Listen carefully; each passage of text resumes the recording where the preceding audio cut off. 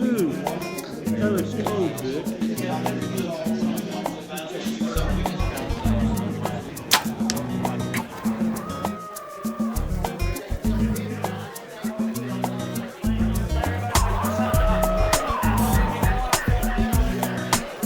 Spring is about to bust loose here at the Proving Grounds, and that means it won't be long till we're chasing turkeys at the home place. Not only will we be participating in these activities, but others will too. That's why about once a year we open up the Proving Grounds and have what we call a field day, where we can share in great detail our techniques and strategies. It's the brow ties. Does anybody know why, at least why I think that's important? Growing Deer is brought to you by Bass Pro Shops, also by Reconics, Trophy Rock, Eagle Seed, Nikon, Winchester, Lacrosse Footwear, Bloodsport Arrows, Flatwood Natives, Morel Targets, Caldwell Shooting Supplies, Hooks Custom Calls, Montana Decoy, Summit Tree Stands, Drake Non-Typical Clothing, Howes Lubricator, RTP Outdoors, Yamaha, Fourth Arrow, Scent Crusher, iScope, Mossy Oak Properties of the Heartland, Hunter's Blend Coffee, Code Blue, Decode, G5 Broadheads, Prime Bows, and Redneck Hunting Blinds.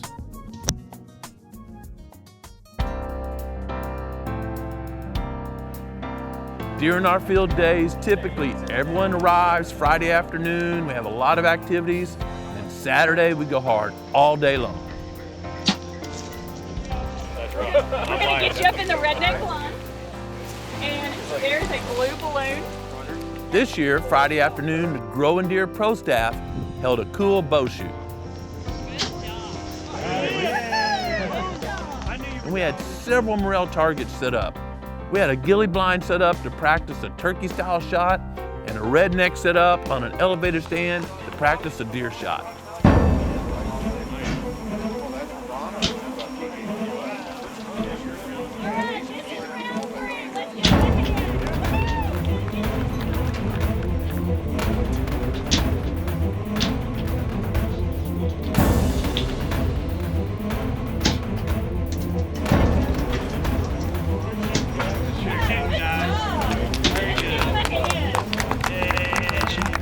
The Growing Deer Pro staff did a great job of hosting that event, and there were some cool prizes for the winners. Other attendees spent time visiting with professionals about the gear and equipment we use to manage habitat and hunt here at the Proving Grounds. We could turn this where we want, but we can pick it.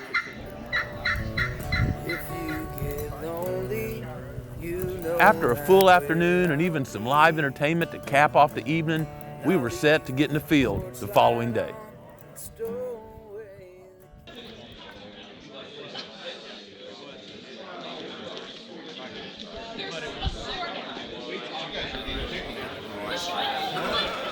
If you happen to hear a turkey gobble today, that's just my neighbors. There's no turkeys here, so don't worry about that. Don't ask to come back and turkey hunt. There's none here. Early the next morning, folks were grabbing donuts and some Hunter's Blend coffee, and then we headed out for the first stop on our tour. My friend and professional trapper, Clint Carey, was waiting for us and gave us some great instruction on sets for coyotes. Clint's an extremely skilled trapper, and he's helped us balance the predator-prey population here at the Proving Grounds for several years. As wildlife managers, we don't want to get rid of all the predators. We simply want to balance the predator and prey population so prey have an adequate opportunity to reproduce, and predators got plenty of food to go around. Yeah, and I fancied myself a trapper until I met Clint. Then I decided I wasn't a trapper because Clint kills many more critters than I do. So I'm not going to take any Clint's time. I was going to tell y'all unequivocally, Clint is the best trapper I've ever had the privilege to work with or around. I have recommended him to many of my clients, and I've never had anyone say, well, that wasn't a good referral. Just to clear one thing up, I thought I was a good coyote trapper too, though, Grant, until I came here. You need to come here every now and then just to get humbled back down to the proving grounds. We've got 20 minutes for me to make y'all good coyote trappers. I still set my traps with my feet, and I've pre-dug my hole here because I'm supposed to look like a professional. I like to dig mine out just like a mold. I dig out around here, make a circle basically for this. Then I dig out notches for these levers. Now then, once you get it in there, you want to be able to push on all 4 corners and the levers and the trap not have very little movement, if any. This is just polyfill, pillow stuffing. All right, what that does is it goes up under your pan. And all that does is keep the dirt that we're going to cover that trap up with from getting under your pan, so it will fall when the coyote steps on it. Okay, so we've got that. I use peat, and we'll get a 2-3 inch rain, and I'll take off that top layer of dirt that you'll see, and that peat up under there will still be dry. If you just cover this all up with dirt, all you're gonna have is just mud in there, and it's still gonna be hard for that pan to fall down. And what does mud turn into when the sun comes out? The pan will not go down. So we're gonna continue covering this up. And I like for my trap to be completely covered with the peat. And I just lightly, this is another reason why you want about 3 pounds of pressure. I know what it takes to throw these traps. But I still get caught, plenty enough. You don't want to leave it like that. You're just saying, right here's where my trap is, okay? So, we don't want to tell the coyote right there's where the trap is. So, all that you really have to do, then you feather that out, okay? This don't stand out any more than this whole area, okay? Y'all got that? Half arm's length each way, whatever. You just want to blend this whole area in. You could do the same with peat if you wanted to, but I always like dirt covering with coyote trapping. As far as locations, it's pretty simple when you get started. Look for crossroads, T's in the actual roads, okay? If you're walking an area, where are you gonna walk? Coyotes take the least path of resistance most of the time. If this was a point out in this was an open field and this was a tree line and a point, go look at that point, because 90% of the time I always look at them when there's tracks headed by that point. And I explain it, if you're standing on one end of the field and you're trying to walk across it, you're gonna walk by that point too. I guarantee you're gonna graze by that point as you go across the field. Video game cameras now that you can get so easily accessible, that was another humbling point in my life. We were catching a lot of coyotes, but we were missing a lot of coyotes, you know, just trotting right on by. So we found out that location may be important, but baiting and luring is very important, okay? There's a bigger hammer. All right, we'll take and we're gonna water out just a wobble hole, I call it. We're gonna come right up here. And we're gonna wobble out that one. Then we're gonna come right here, do the same thing. You put 1 drop of lure there, the coyote comes up, urinates, and it's gone. That's it. You get about 1 step, all right? And I'm not that good. I'm not that good at all. I want as much foot movement as I can get. Lure has a job of getting that coyote to where you want him to be, and it does have curiosity, but he will not stay there long. We've had coyotes working bait for up to an hour. Okay, that should really click with you. Up to an hour working bait. I'm not against lure. I use it all the time, but it has this job of getting the coyote where you want him. And then I want bait to get them feet really moving and keeping him there so that somebody like me can catch him, okay? Any questions on that? I would have a lure here, a different lure here, and a bait right here. Bait on top of the ground if it's legal in your state. It's fine, okay? What are you doing for personal scent control? Are you concerning yourself with that, or? No, you should see me trapping in South Alabama in August. There is no personal scent control. I'm noticing it. I just want to make sure. Now, if you're in an area where there is no human traffic hardly, and then you're out there, it would be different. And let me get through here. Can y'all all still see if I walk right out here in the road? You'd be amazed at how many coyotes are trotting down a road, and if the wind's off just a little bit, he's never gonna know that set's there. Never gonna know it. 1 drop of lure, you're not catching that coyote. All right, you make all this action out here, We see coyotes, they get to milling around, okay? They get to Clint concluded this set by adding more bait out on the road. This will serve to stop the coyote, get his curiosity up, and bring him toward the trap. I was excited and shared the basic principles of the buffalo food plot system. This is 7 point some odd acres here called crabapple.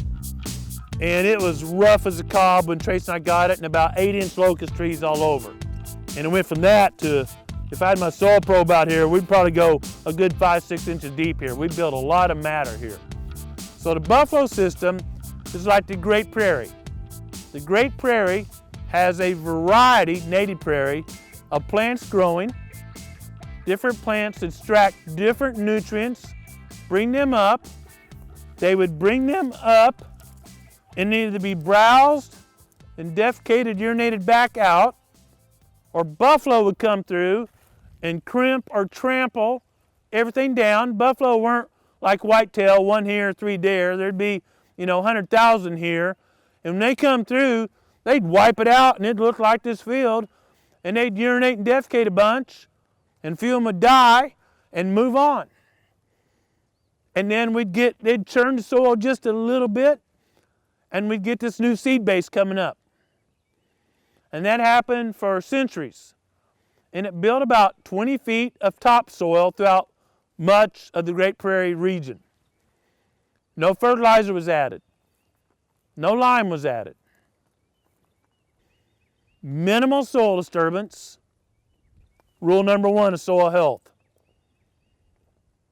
An active root growing as many days out of the year as possible. If it warms up in January, grow. Rule number 2. Diversity throughout the year. Different roots extracting different nutrients. Rule number 3. Armor on the soil all year long. Never bare. Never bare. Rule number 4. Never bare means never disc. Rule number 4. Being turned into livestock, buffalo, deer, cattle, humans, reused, recycled, rule number 5. The 5 tenets that will unequivocally, this is a bold statement, anywhere on the planet, from 2 inches of moisture to 200 inches of moisture, build soil health. Absolutely stake my name on it.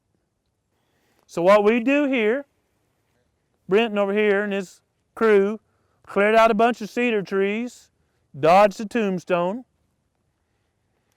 and then we went in and planted our fall blend on a very dry fall, planted the buffalo blend with a variety of stuff that we put in there. We will let it grow up this spring. We've added nothing, but we're going to add plot rock to it this spring, which is 60 plus trace minerals. We're going to put it down at about 100 pounds per acre. We'll let the rye get as tall as it will because there's no fertilizer being added. And we will drive right through that with the no-till drill before the seeds get to the dough stage. When you take the rye seed, always cereal rye, not ryegrass, and squeeze it, moisture comes out. That's the dough stage. We'll drive through there while it's standing, which does many things. You can see exactly where you're planting. You don't have to have a GPS. It's protecting that soil from drying out. That vegetation is shearing the wind up, just like I got this ground cover here, and keeping it from blowing right across the soil. We'll plant right through it, let those beans come up. Beans are always my summer crop, always, year after year after year. I may mix a little in with them, I may not, but the main component is going to be soybeans. Deer love soybeans. Let them come up to 2 or 4 leaf, no more than 4 leaf. Run the crimper. The crimper is my still buffalo. It's my buffalo herd. I can control when the buffalo herd comes through. It's going to mash it down. It breaks the stem about every 6 inches. We don't want to cut it because what happens when you cut grass? It grows back, competes with my soybeans. We want to break the stem every 6 inches, every 8 inches, kill the circulatory system, it won't grow back. soybeans to pop up, all the weed seeds that are there are now covered by 4 inches thick or 6 inches, depending on my rye crop, of rye, clover, radishes, brassicas, winter wheat. That mulch is laying there in this that's decomposing slowly during the growing season. Slow release fertilizer. It's a wind shear. It's a thermal protector. It keeps the temperature from getting too cold. It insulates it, and too warm. It protects that young bean from being browsed, because when the bean is first coming up and super palatable and tender, it's 3 or 4 feet or 5 feet deep of rye. Deer don't want to stick their head down in that trying to find something that tall, because they can't see the booger bear coming up behind them. Beans grow all summer. Feed the deer herd. This year, in some of my bean fields, this one we will, the bigger field, we'll have a 10% normal planting rate of buckwheat, which is really good at pulling phosphorus out of soil. Our native Ozark soils are real low on phosphorus. I haven't added any source of phosphorus to this field in 5+ years. Does it look out of color to you? Does this wheat and rye look like it's starving for a nutrient? And I also have 10% of a normal planting rate of sunflowers in with my beans. Why sunflowers?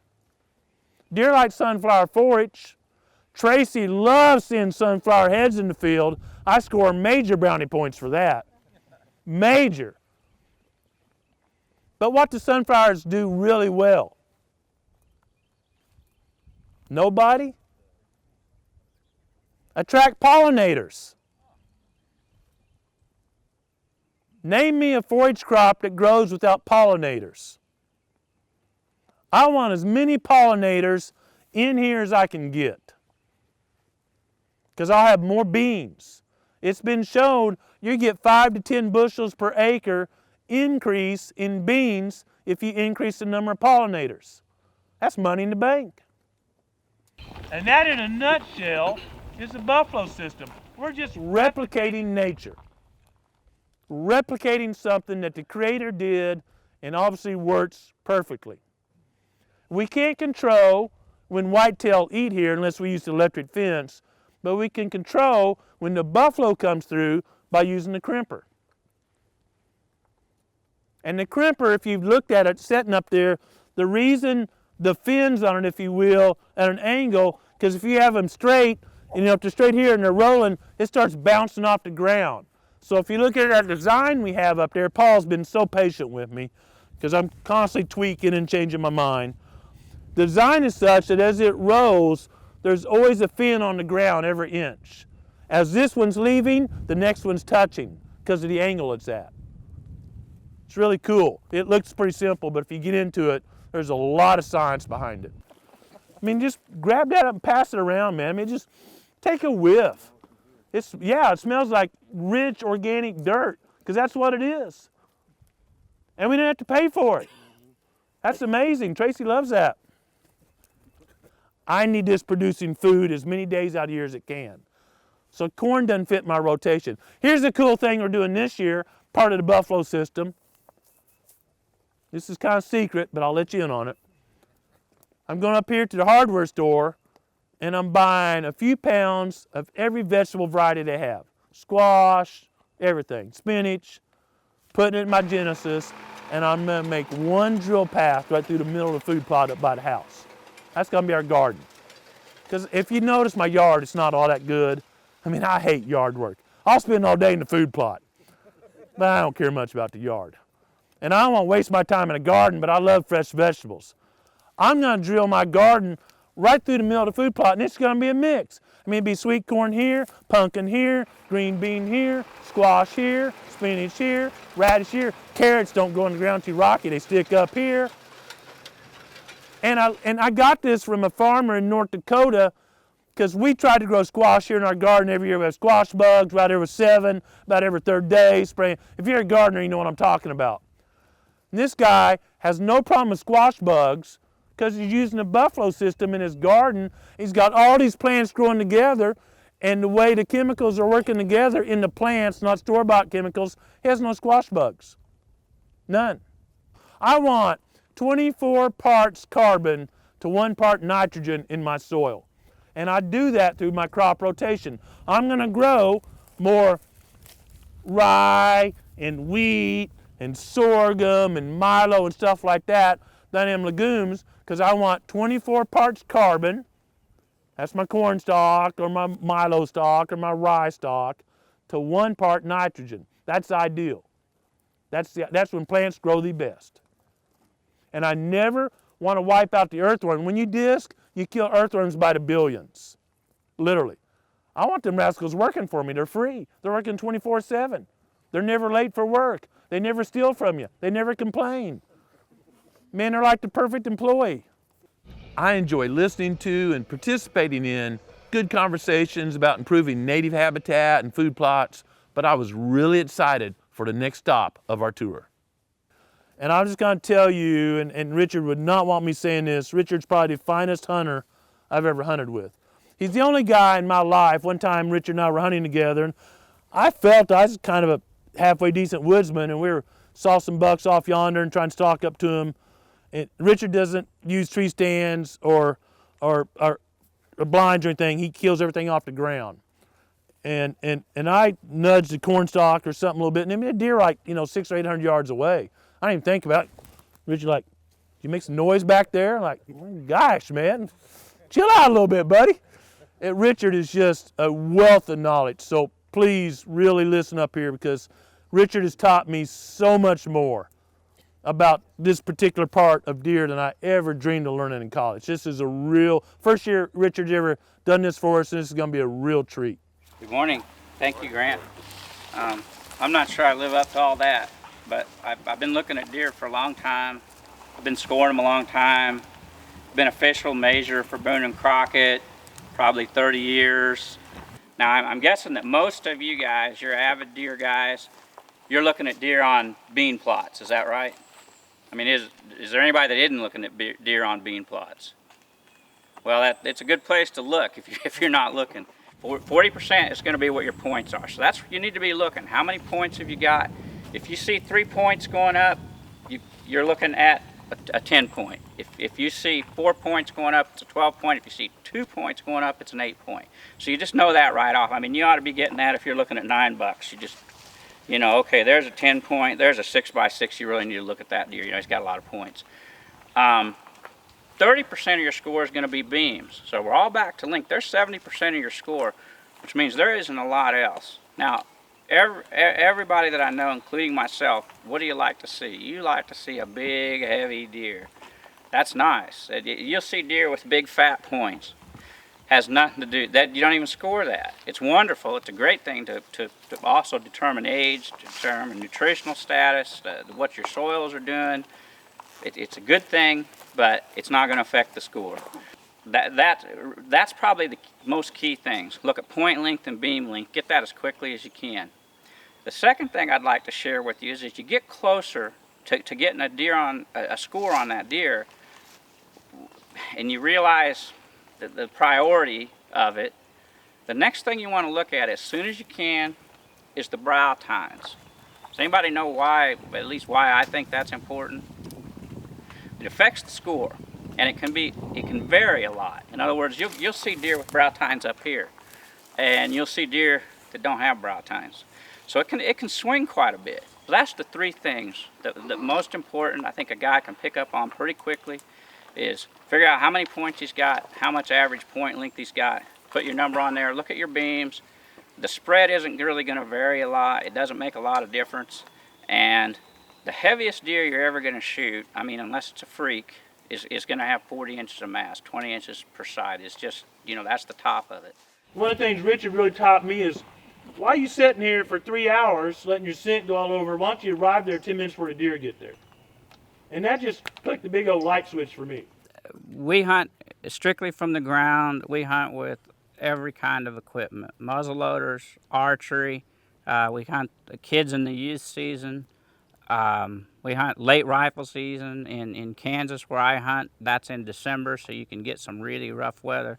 And I'll tell you the reason I hunted I started hunting deer in 1968, so I've been doing it a little while, and I don't know if some of you guys that are older might remember those times, but it got cold back then, and there weren't all the clothes out there that we have today, and that was the only time I hunted deer was in the rifle season, and I simply didn't have the clothing to set still. If I was a skinny little kid, and if I was going to be hunting, I was going to have to move just to stay warm. And so that, but I'd learned from squirrel hunting and things, you could move and kill these deer. I've learned that when you watch the cows, if the cows are up feeding, the deer are up feeding. If the cows are laying in the shade, the deer are laying in the shade. I like to get into an area no sooner than I have to. I mean, I'm not out there to look at deer or I do all that stuff, but that's not what we do when we kill a deer. I mean, we plan on killing the deer when we go, but I like to get there very shortly before the deer arrive. And I mean, if I could cut it down to 5 minutes, that's what I'd do. When the deer are moving, they're not as sensitive to sound and scent as they are once they're stationary and feeding. Every time you go to the woods, the deer learn more about you than you do about them. There's just no question. They're just better at it by a whole lot. If you want to know a lot about how to hunt deer, look at USMC sniper doctrine.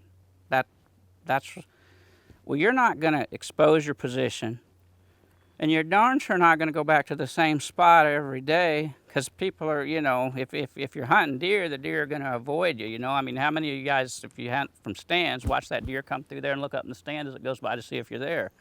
Those deer are going to learn a lot. So you don't want to expose your position.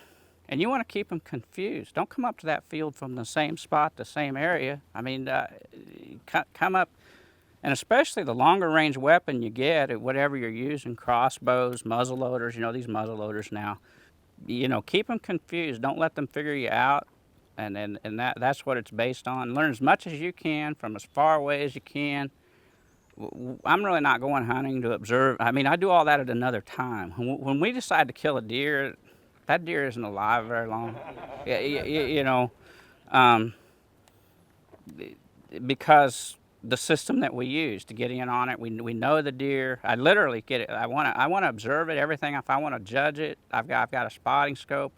I can't always see. I mean, the furthest I can probably see on any of my property is half a mile.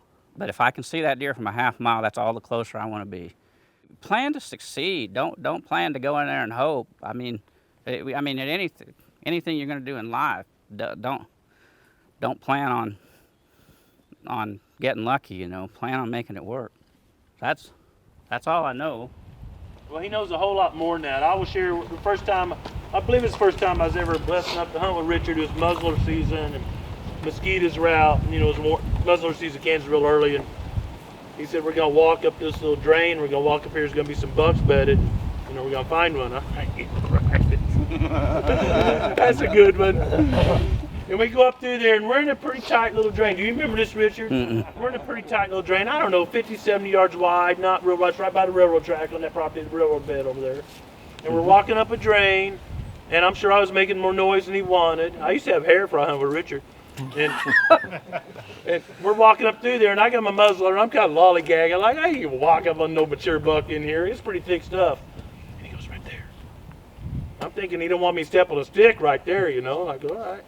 And there were 6 bucks bedded up there in front of us. They weren't any of them he wanted killed, but we walked in to 6 bucks bedded, and that was a life-changing hunt for me.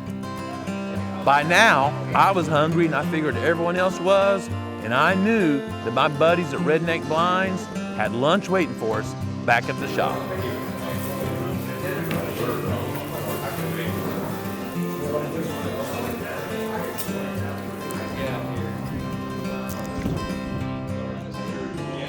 After everyone had their fill of some great barbecue, it was time to learn some more, so we loaded up and headed back out on the proving grounds.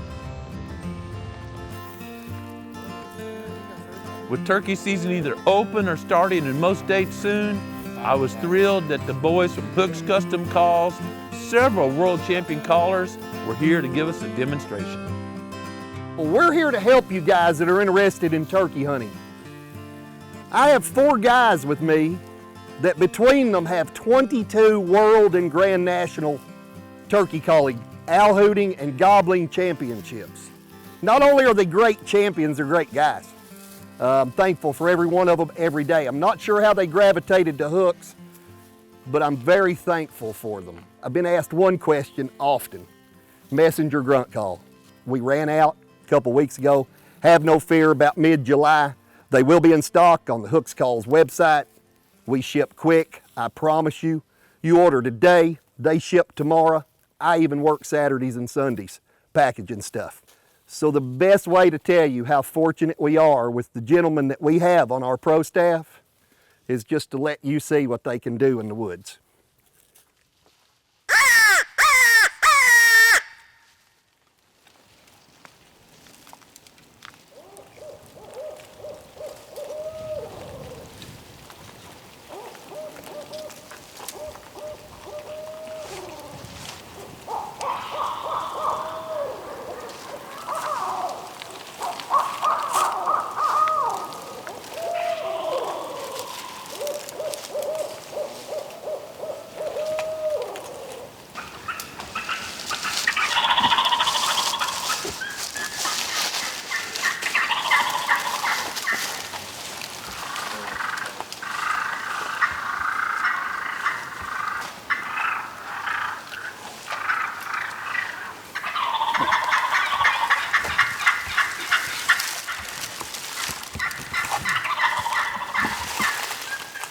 So just so you guys know, we had our friction collar on the right. James was here in the middle. They did the owl hooting. We had young Carter was right here on the left side of the road up there. He did some box calling and owl hooting. And Stephen was doing some hen talk and some gobbling. I don't know what else to say, except if we can be of any help to any of you, help you improve your calling, direct you into which call to get, we'd absolutely love to do it. I gotta tell you, the crowd was never more quiet all weekend than when those boys from Hooks were up there sounding like a flock of turkeys. We returned to the shop, regrouped, and headed to the Keeter Center at the College of the Ozarks for our banquet. After a great dinner, we announced the winners of the bow shoot. Come on, Kevin, congratulations. Congratulations. First place won a certificate for a brand new pair of lacrosse boots. And that goes to Tyler Gentry. So,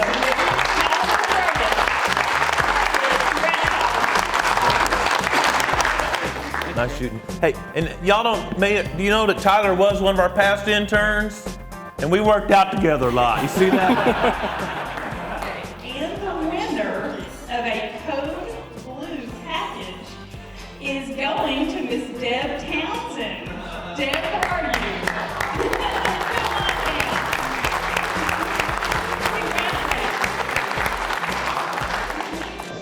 Redneck chair. We also had a drawing for many, many great prizes. Man, I want that one. Stick crusher roller bag. 518. Going once. Right there. There we go. Right, all right, man. Give me 5. All right.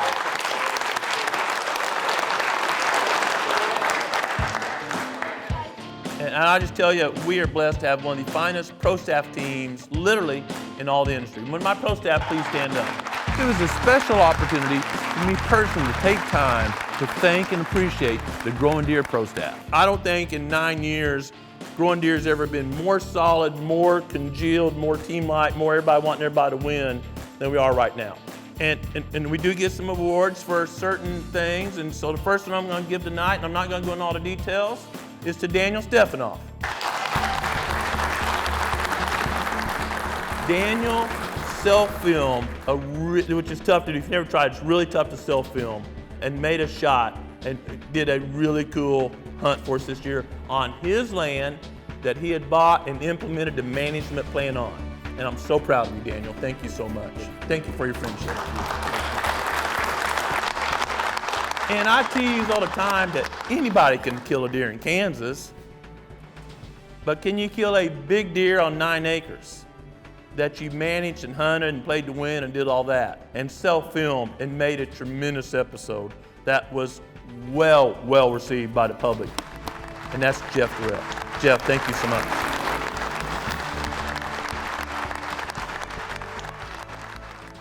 if you're a producer of the year, you got something going on. And this year, unequivocally, I'm sure the whole pro staff knows right now who it is, because they were phenomenal this year. And that's Heath and Lindsay Martin. And they did a really phenomenal job this year.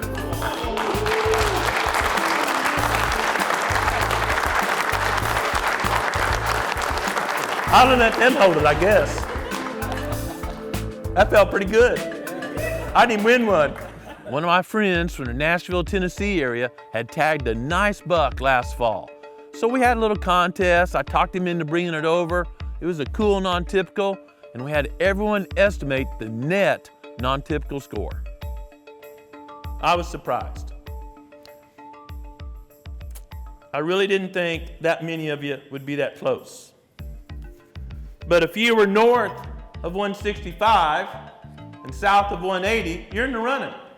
We had promised to give away several Bass Pro gift cards, but I was shocked that the winner estimated the exact score of 174 2/8 inches. It's tough to beat to the exact 1/8 of an inch on a rack that big. Congratulations. I think that's outstanding. Awesome job. It's not easy to do to the exact 1/8 of an inch. Not off an 1/8, exact 1/8 of an inch. That's incredible. There's a big ticket in there for you to go to Bass Pro and have some shopping fun. Thank you. Thank you for coming today. If you weren't able to join us this year, don't worry, because we're sharing new information every week right here at Growing Deer.